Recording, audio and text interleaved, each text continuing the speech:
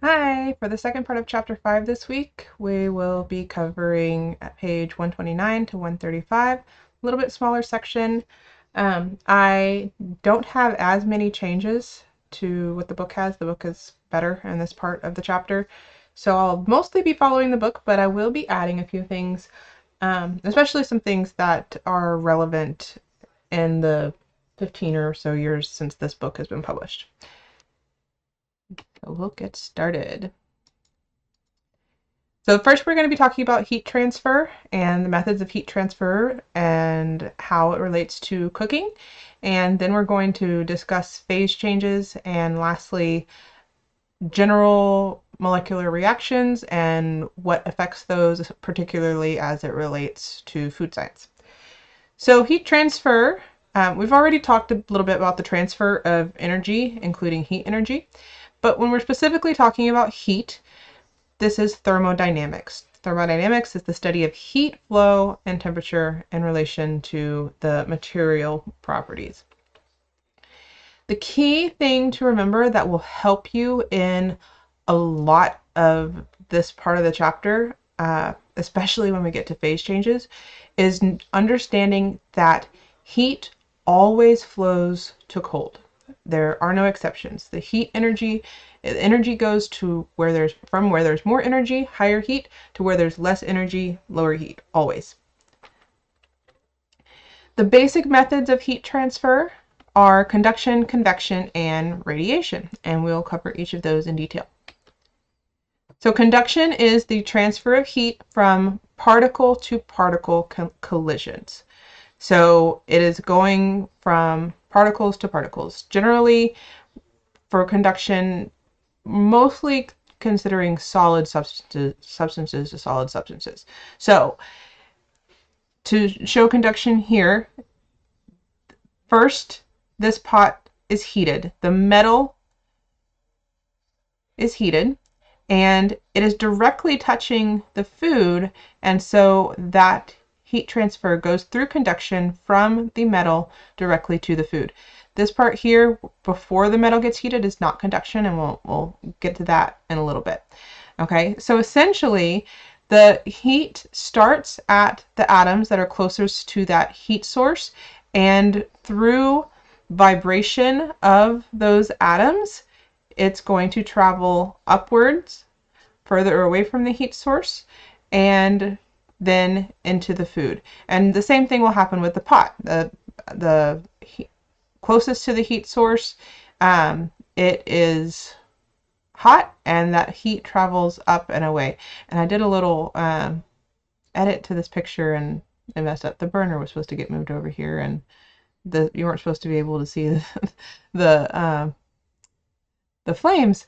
And so what I was trying to show you there is that, so if the pot is touching like an electric heat source, so directly touching that electric heat source, that would also be conduction, because it is like a solid surface to a solid surface, conducting that heat. In the case of the flame, it's not conduction. So a little gif of that is here. You have the flame, and you can see closest to the flame, those atoms are vibrating, are moving around more, and that movement as they collide with other atoms is spreading that heat along the piece of metal. So metals are good heat conductors. Plastics are not, wood is not, but metals are. And that is for a couple of reasons. First, it's the vibration of the atoms. So all atoms or molecules vibrate. The warmer they are, the more that they vibrate are going to move. All right. And then that vibration becomes actually more what we would think of movement when a solid turns into a liquid, right? And so this vibration results in a transfer of energy.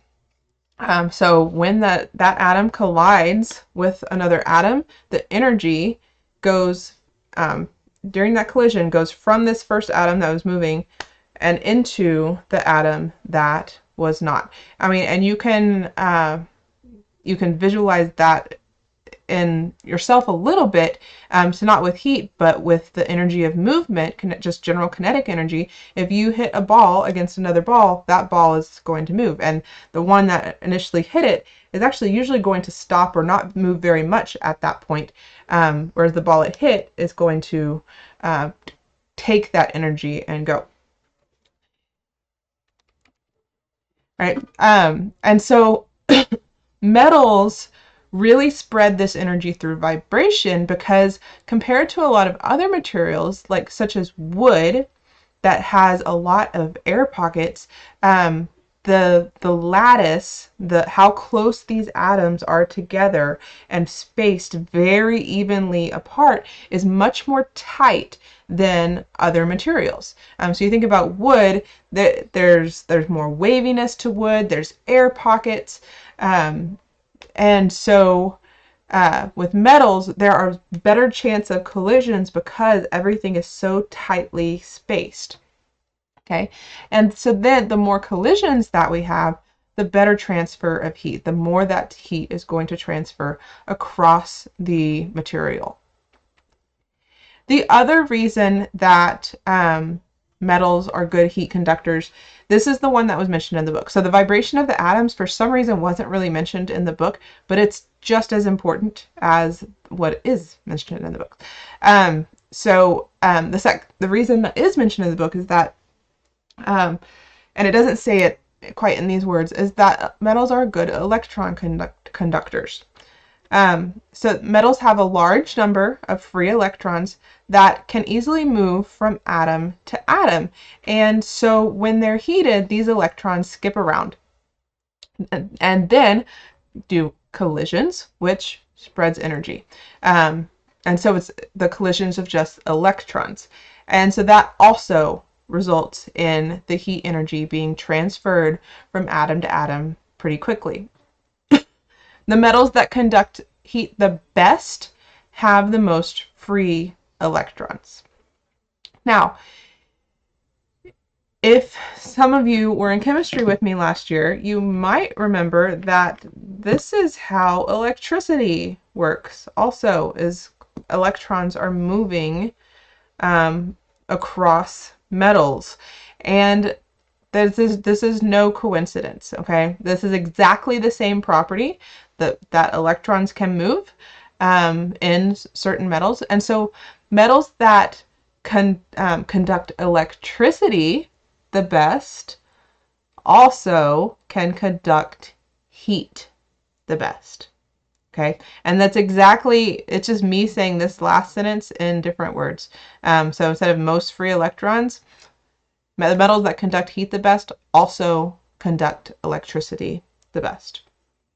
Okay, and so those two properties are very related. If it can conduct electricity well, it can conduct heat well also. So make sure. Okay, the next one that I want to talk about, this is not in the book, but I'm including it in this lecture, and I think it's important because it was around at the time that our book was published, but it was not in as much use as it is today. And what I'm talking about is induction cooking. So induction is the process of releasing magnetic currents, and these magnetic currents react only with certain metals that allow the heat energy to pass into the metal and then into the food.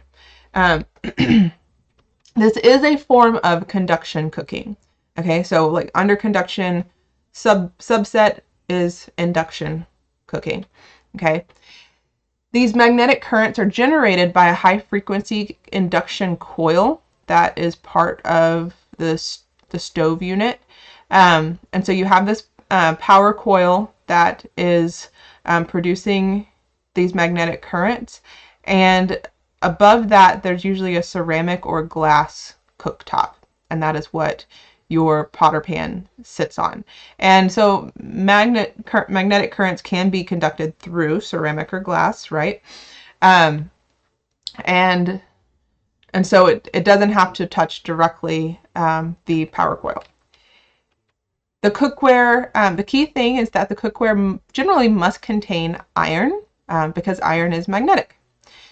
So aluminum, copper, glass cookware, all of those will not work. So if you replace your stove and get an induction stove, you have to look and make sure that all of your cookware is still going to work, because if you have something, if you like copper cookware, you would have to replace it, unless a lot of cookware now actually has like a plate that of steel.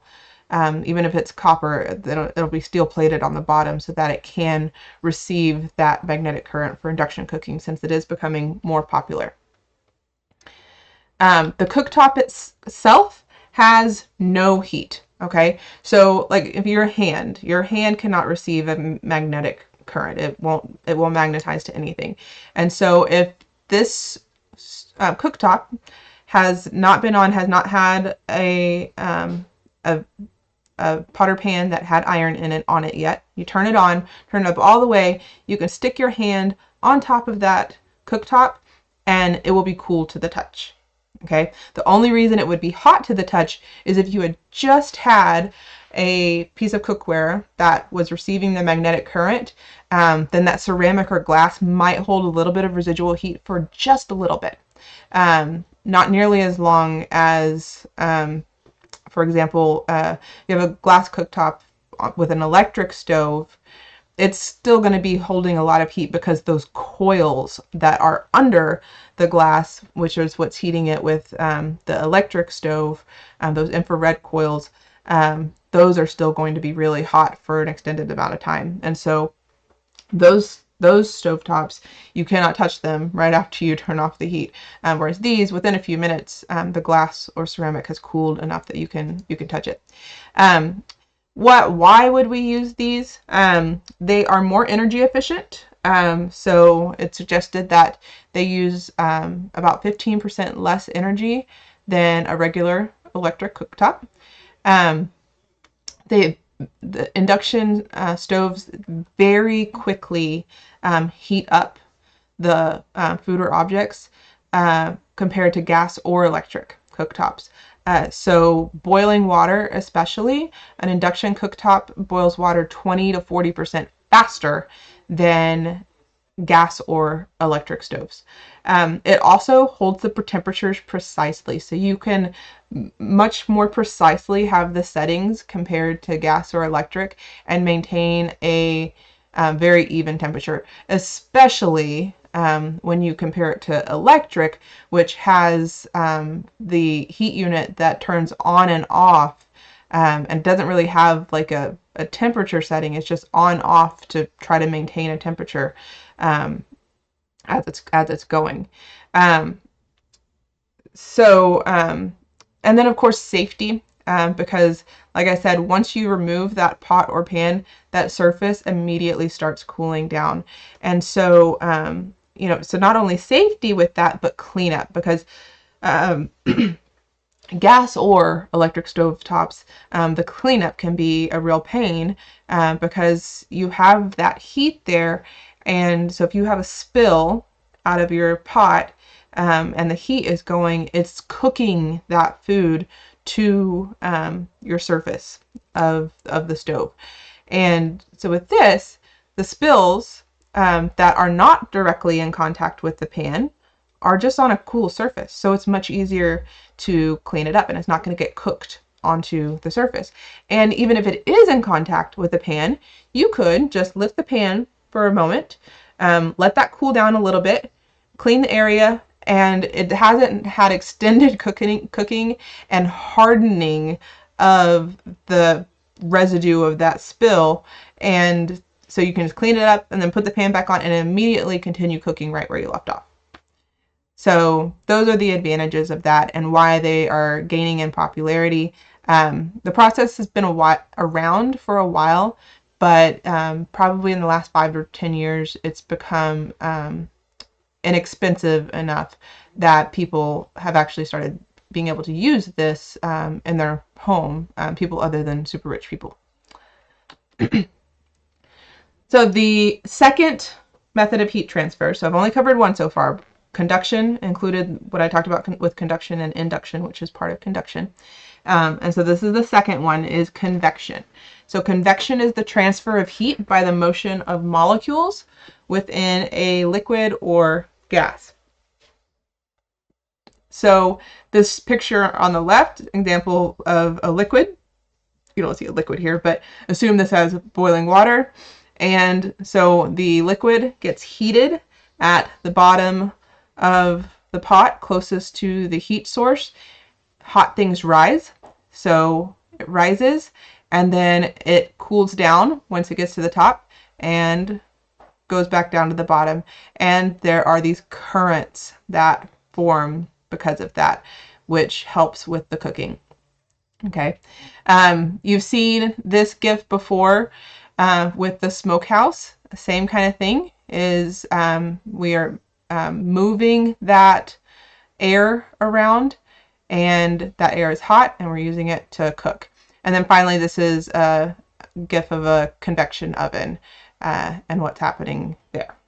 Okay, so the heat is coming from these infrared coils, but the fan is that movement of air, which makes it called convection. So the air is hot and we're moving it around, and it cooks things much, much more quickly. Okay, so it is faster than pure just plain conduction, moving that air or liquid around. The fluid is heated, and so therefore the random motion of the molecules increase. Molecules are pushed further apart, and because of that, the density decreases. So when we're talking about the liquid, right, part of the reason that this boiling hot water rises is because those molecules have been pushed further apart, and so now they're less dense, and so they're going to float up to the surface of the top because they're less dense than the cooler water that is also in the pot. Okay, and so then you get convection currents that form, which is that current that I was showing you with the pot. Okay, again, hot fluid rises, cooler fluid falls, it's reheated, and that cycle continues. So some examples: boiling water, frying in oil is the same principle with liquid. Convection ovens or fryers. Now, convection ovens or air fryers, these are actually called forced convection. So there is no rising and falling of hot and cold in that because it's controlled by a fan. Okay, so the fan, and the same thing for that smokehouse, the fan is pushing that hot air where it wants it to go, and then there's an exhaust that's pulling the cooler air back and making its own current that way. That's not necessarily based on the density of the air and hot air rising. Okay, another example would be just stirring liquid in a pot. So that is the motion of those liquids, of those liquids, and that will help things cook faster, as well as preventing burning on the bottom, as I'm sure you well know. Another example is running cold water over frozen food to thaw it. All right, so it's not what you typically think of with convection because it's something frozen, but it's the same thing. We are moving liquids around to move the heat around. Now, I do want to point out, so here we talk about fluid and fluid. A lot of people think of fluid as liquid, and fluid can be liquid, but fluid can also be air. So the actual definition of fluid is a substance that has no fixed shape and yields easily to pressure. So that can include gas or liquid. So when we talk about fluid being heated, it can be gas or liquid that we're talking about.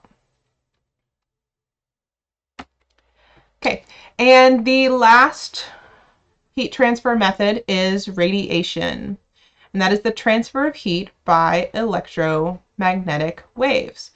So an example of some examples of these. So we have an electric oven, and so these coils in an electric oven are infrared coils. So infrared is a type of electromagnetic wave. Um,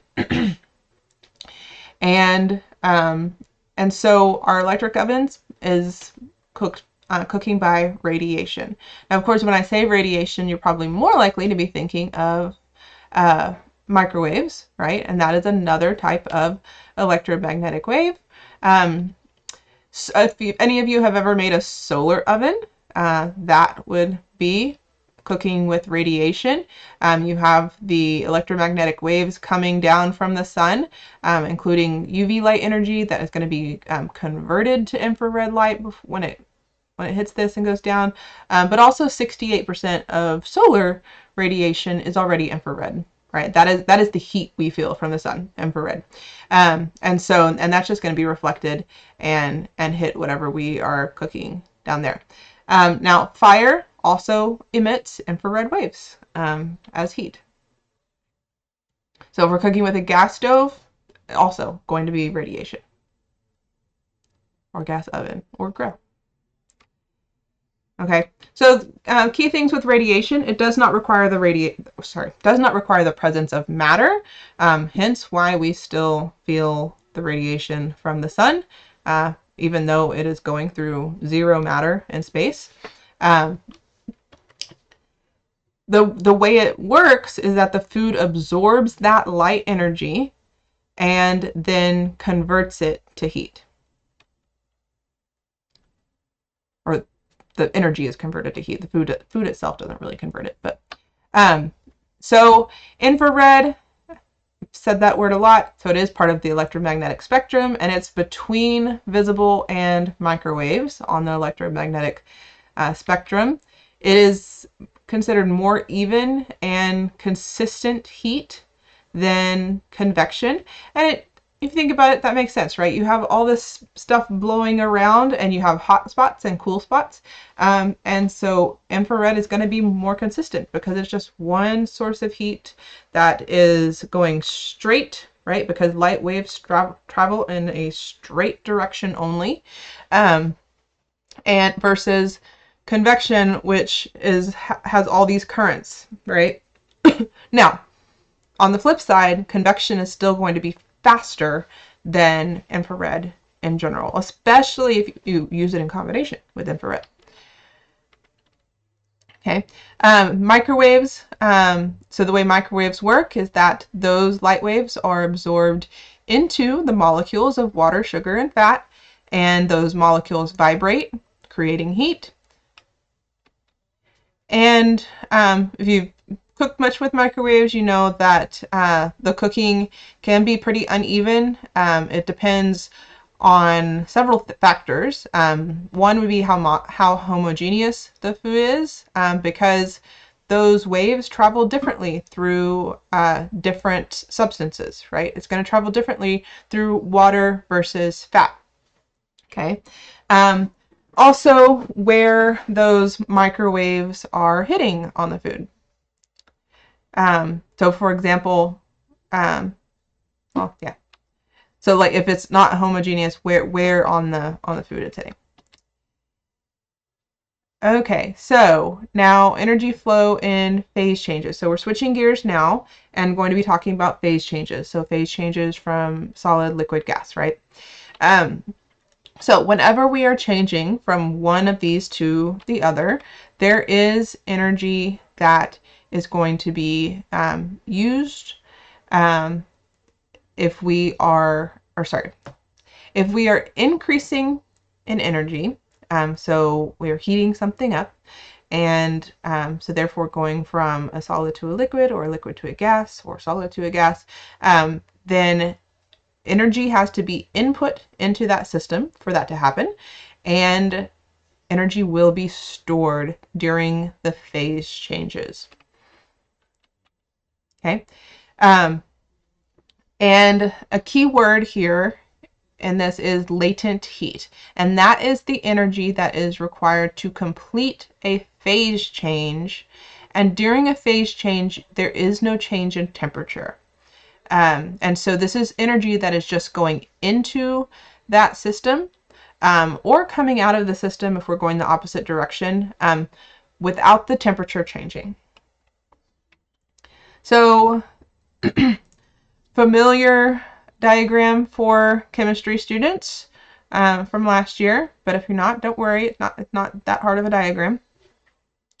This is just showing the phase changes, right? So here on the very left, we have the solid state, and when we are going from solid to liquid, heat energy is getting put into the system, and the temperature is generally rising. But when we get to the point where it starts changing from a solid to a liquid, the temperature of that object will stop rising. Heat energy is still getting put into that system, and so that object is actually going to be storing that heat. Okay. So when we are going from solid to liquid, it's called melting, or keyword from the book is fusion, is melting. Okay. If we are going from liquid to solid, it's going to be crystallization or freezing. Okay, then when we go from liquid to a gas, okay, we have evaporation or vaporization, both keywords in the book, and then condensation or liquefaction, going the other way from gas to liquid. Okay, and so when we go from liquid to gas, the same thing happens, as the temperature stops rising, even though we're still putting heat energy into the system. And that heat energy is instead being stored, being used for that phase change. Okay. If we are going the opposite direction, we're going from gas to liquid, we're releasing heat energy this whole time. So remember what I said about energy always going from hot to cold. Okay. So here, this is hot, and we are going from gas to liquid, so it must be getting colder. And for that to happen, there must be something colder that is around our object. Okay, and so the heat energy is going into whatever that is cooler than the object that is going from gas to liquid. And and so what's happening here, we're losing heat energy. It's going into that object and losing temperature of our object. When we get to this phase change, we are still losing heat energy. And so the object, or so the area around our object is probably still going to be, it will be still increasing in temperature. It's still receiving that heat energy, but our object itself, or our substance itself, I should say, is going to maintain a constant temperature. Okay. Once we finally get it all liquid, it's going to drop in temperature consistent with its loss of heat energy. And when we get from the liquid to the solid phase, the same thing from before is going to happen. It's still going to be losing heat energy and giving it to whatever substance is around it, but our object or substance itself is going to stop decreasing in temperature for a time, until it is fully solid, and then it can decrease with temperature along with its environment. So if something's increasing in temperature, it's because the space it's in is hotter than it is, and it is receiving heat energy. And if something is decreasing in temperature, the substance around it is colder than it is, and it's giving its heat away. So I do want to talk about a phenomenon that is pretty common here. So like when we are freezing ice, it will actually put off heat. The water will put off heat as it is in the freezing process. And so creating ice creates heat, which is kind of weird to think about, but that is what this does.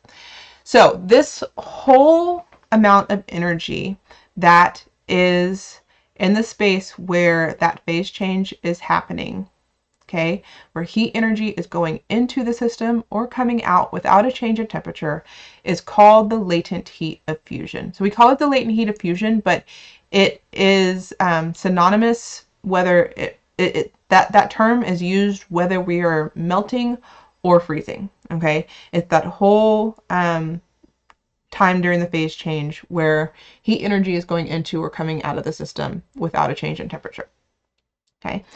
On the liquid to gas side, that during that phase change where again the heat energy is going into the system or out of the system without a change of temperature, is called the latent heat of vaporization. And we call that the latent heat of vaporization whether it is vaporizing or condensating or liquefying, okay? All right, so a lot going on there, but hopefully I explained that well. Okay, so there are some substances and situations where we will skip phase changes. So instead of going solid to liquid to gas, we may go directly from solid to gas or vice versa, gas to solid. So when a substance changes directly from the gas phase to the solid phase, that is known as deposition. Probably the most common example that I can think of would be in your freezer. You get ice buildup, right? And nobody was throwing water against the side of your freezer, right? And it literally was just water that evaporated, just that was in the air, vapor in the water, or sorry, water vapor in the air, and it just gradually deposits on the sides of your freezer. Sublimation is the opposite, when a substance changes directly from the solid to a gas phase. So the most recognizable example would be if you've ever used dry ice and you get it and it's solid and you have it at room temperature, and it's just going to directly go off from solid to gas. So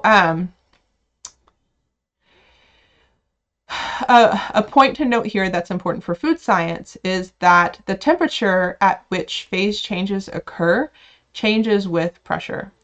So we can reduce the pressure and create a vacuum, and water will sublimate. So this isn't water, this is CO2, but water can actually also sublimate if we reduce the pressure, and it can sublimate from ice to steam at temperatures lower than 100 degrees Celsius. And so this is called freeze drying. And it's used to make many products, including instant coffee, freeze-dried strawberries. Lots of other foods are freeze-dried. One that's becoming more popular that I've seen recently is freeze-dried meat, and it's mostly used for dog kibble right now. It's being sold as kind of specialty dog food or cat food. I'll also add, there's a pretty cool video that is in our playlist for chapter 5 for this week that is about how instant coffee is made. And so you can kind of see how exactly they do that and why they freeze dry it, because they do explain that in the video. So it's an interesting video to watch. Okay, so just continuing to talk about sublimation and deposition with this diagram, okay? So sublimation is when it is going from solid to gas, okay? And so if it's going from solid to gas, energy is being added to that substance, okay? Heat energy is increasing, okay? If something goes through deposition, so from gas to solid, like your freezer frosting up, then energy has been taken away. It's going out of the substance. Okay, and so the last is just general factors that affect the rates of reaction in food preparation, and I've added a couple that were not in the book, that are just general, like these are just, all of these are just general things that affect reaction rates. Students that in my chemistry class last year, this was the last chapter that we covered last year, and this is a much less depth than just talking more generally what affects reaction rates. So the presence of enzymes, the concentration of reactants, temperature, surface area, and thickness. Okay, so presence of enzymes. So what are enzymes? They're proteins that are naturally present or added to food, which speed up chemical reactions. And there are all kinds of chemical reactions that we try to achieve in food processing. And this is whether you are doing food processing at home or on a commercial scale. So it's strengthening of the dough. It's juice clarification, because people don't like to have like cloudy juices, and they like it to look clear. They think that looks better, and are more likely to buy it. So enzymes that clarify juice, enzymes that whiten your bread, meat binding enzymes,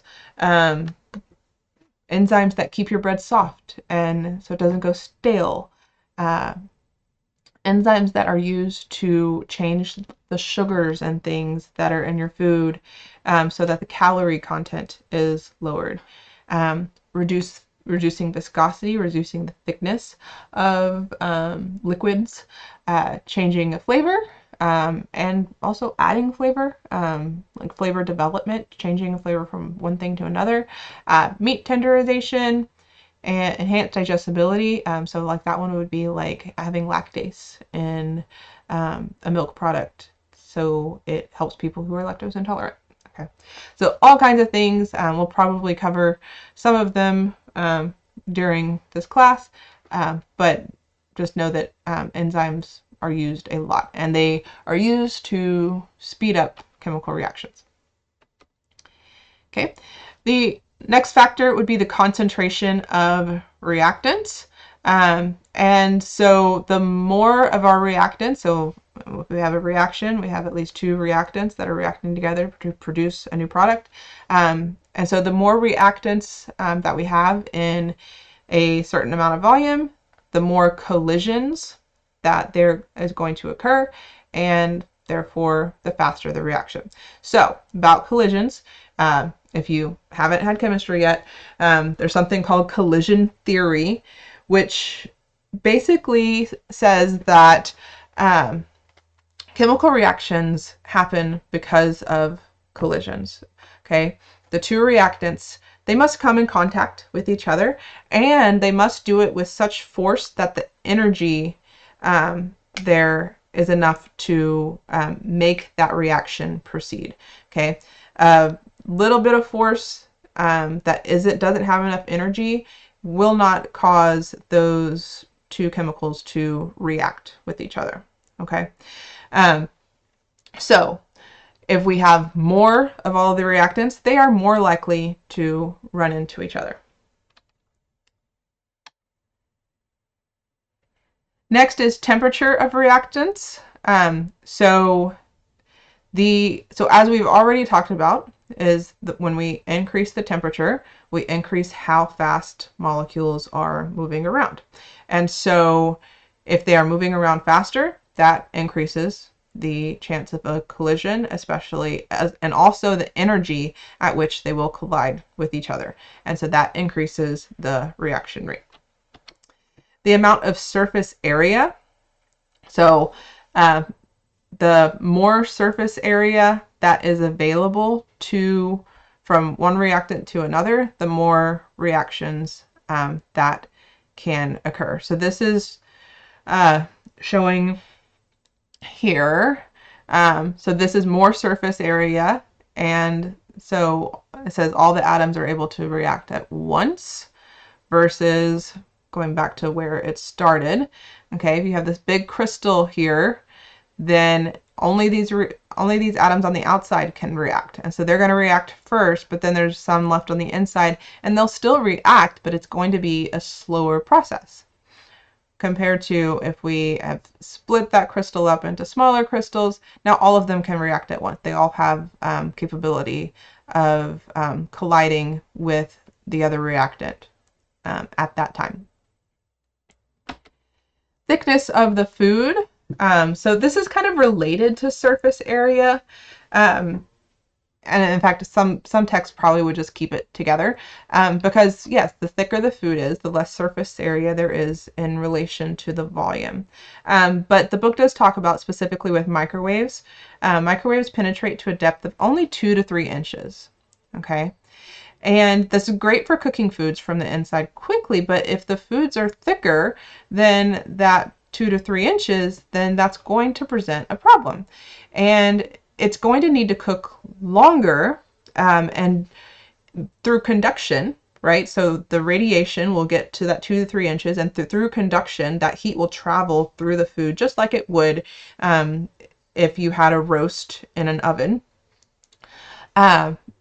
But a long cooking time in a microwave is going to really overcook that area within 2 to 3 inches of the surface normally. And so what you'll do with a microwave if you are cooking something like a whole chicken or a roast is that you would lower the power so it's not directing as much intense energy into that 2 to 3 inches.